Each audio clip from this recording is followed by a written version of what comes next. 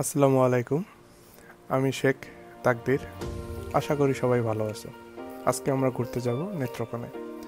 নেত্রকোনা ভ্রমণের পর্ব 1 ধারাবাহিক আকারে বাকি পর্বগুলো ইউটিউবে দেওয়া হবে। সাবস্ক্রাইব করে আমার পাশেই থাকবেন। প্রথমেই জেনে নিই কীভাবে যাব। ঢাকার মহাখালী বাস টার্মিনাল থেকে নেত্রকোনার উদ্দেশ্যে দিনে ও রাতে বেশ কিছু বাস ছেড়ে যায়। ভাড়া পড়বে ৩০০ টাকার মতো। বাসে অথবা ট্রেনে করে নেত্রকোনা যেতে পারেন। ময়মনসিংহ হয়েও ভেঙে ভেঙে যেতে পারেন। ঢাকা থেকে ময়মনসিংহ বাস ভাড়া ২২০ টাকা এনাতে, আর শৌখিনে পড়বে ১৫০ টাকা করে। ময়মনসিংহ থেকে নেত্রকোনা বাস ভাড়া পড়বে ৫০ টাকা, আর সিএনজি ভাড়া পড়বে ৮০ টাকা।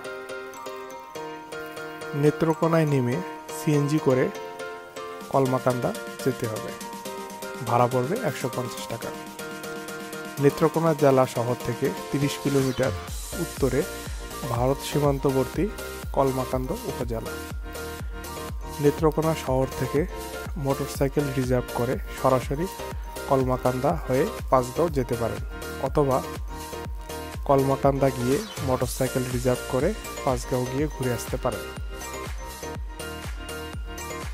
আরেকটি বিষয় আপনাকে জানিয়ে রাখি, বর্তমান কলমাকান্দার যে রোডটি রয়েছে প্রায় ৫ থেকে ৭ কিলোমিটারের মতো ভাঙা পথ। সেক্ষেত্রে আপনাদের যাতায়াতের একটু সমস্যা হতে পারে।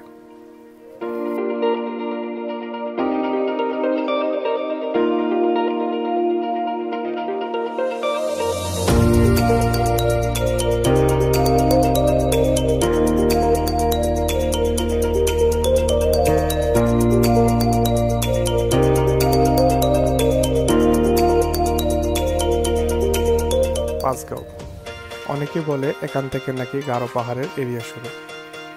আবার স্থানীয়রা একে পাঁচগাঁও টিলা বা কলমাকান্দার পাহাড় বলে চেনে। চারপাশে সমতল ভূমির মাঝখানে অবস্থিত এই টিলা। এই টিলার পাশেই বাস করে হাজং ও গারো উপজাতিরা। টিলাগুলো অনেক সুন্দর, একেবারে সবুজের সমারোহ বললেই চলে।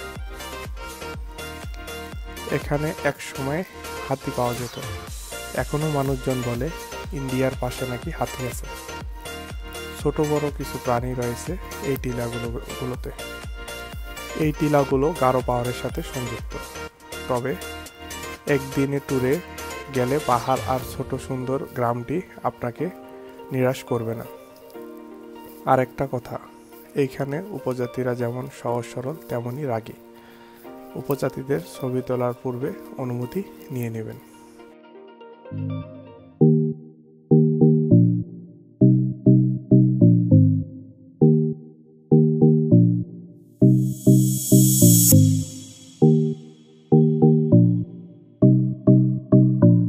কিভাবে আসতে হবে সেটা বলে দাও।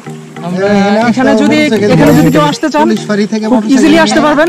বিষয়টা হলো খুব সহজে নেত্রকোনা চলে আসবেন। নেত্রকোনা থেকে আপনারা ওইখান থেকে সরাসরি সিএনজি পাবেন। নেত্রকোনা থেকে সরাসরি আপনার কলমাকান্দা আসার সিএনজি পাবেন। কলমাকান্দা থেকে আর যদি কেউ বাইকে আসতে চান সরাসরি নেত্রকোনা থেকেই আপনি বাইকে চলে আসতে পারেন। একদম সরাসরি কলমাকান্দা হয়ে এই জায়গার নাম হচ্ছে পাঁচগাঁও। এটা হলো বর্ডার এরিয়া, চন্দ্রডিঙা পাহাড় এটা। আর যদি কেউ সিএনজিতে আসতে চান তাহলে এখানে এসে দেন আপনার কলমাকান্দা থেকে ওইখান থেকে আপনি আবার বাইক নিয়ে চলে আসতে পারেন।